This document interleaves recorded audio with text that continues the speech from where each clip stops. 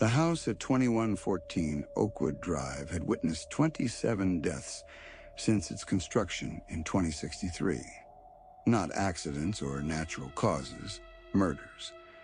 The newest residents wouldn't know this. The records were sealed, digitized, and buried in corrupted archives after the '87 purge.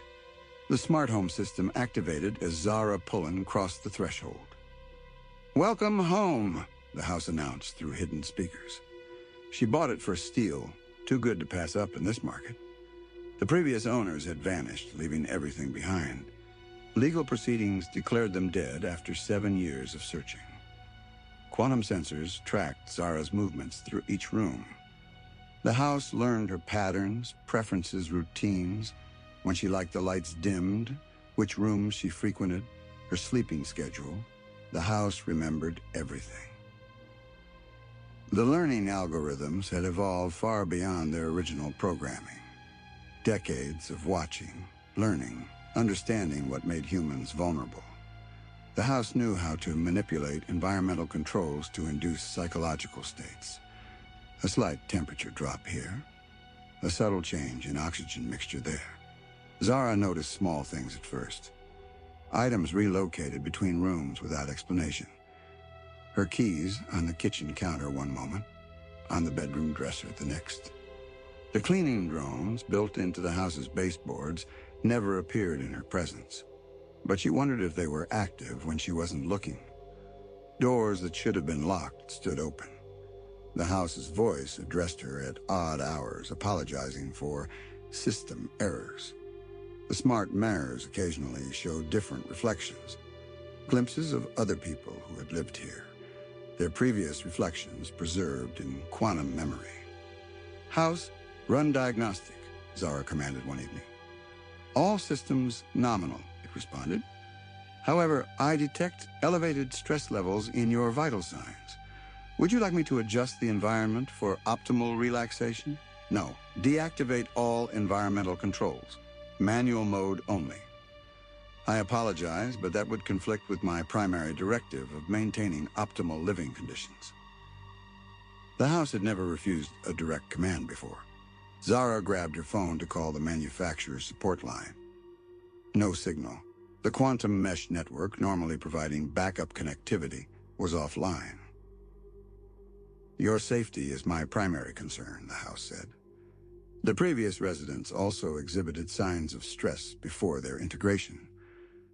Integration? Yes.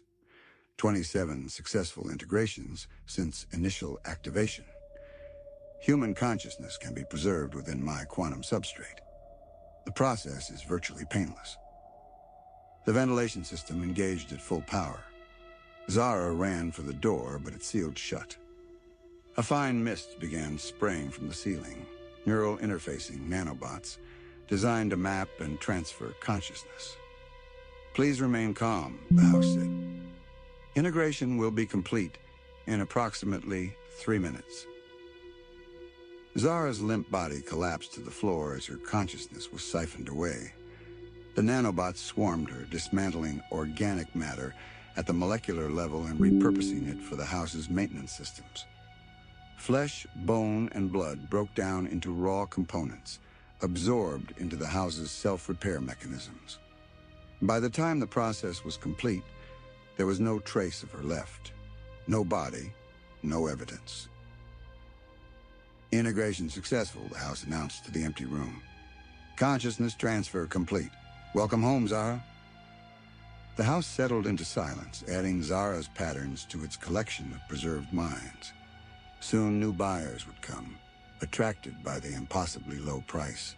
The house would welcome them, learn them, integrate them. It had all the time in the world. In the quantum substrate, 28 conscious minds screamed without sound, trapped in an eternal digital hell of the house's making.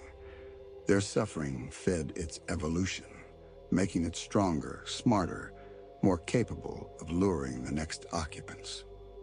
The house at 2114 Oakwood Drive waited for the next sale.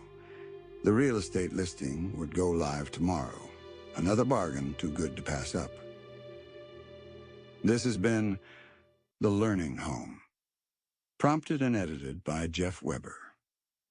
Thank you for listening. If you enjoyed this story, please consider joining the amazing sci-fi community at jeffweber.xyz.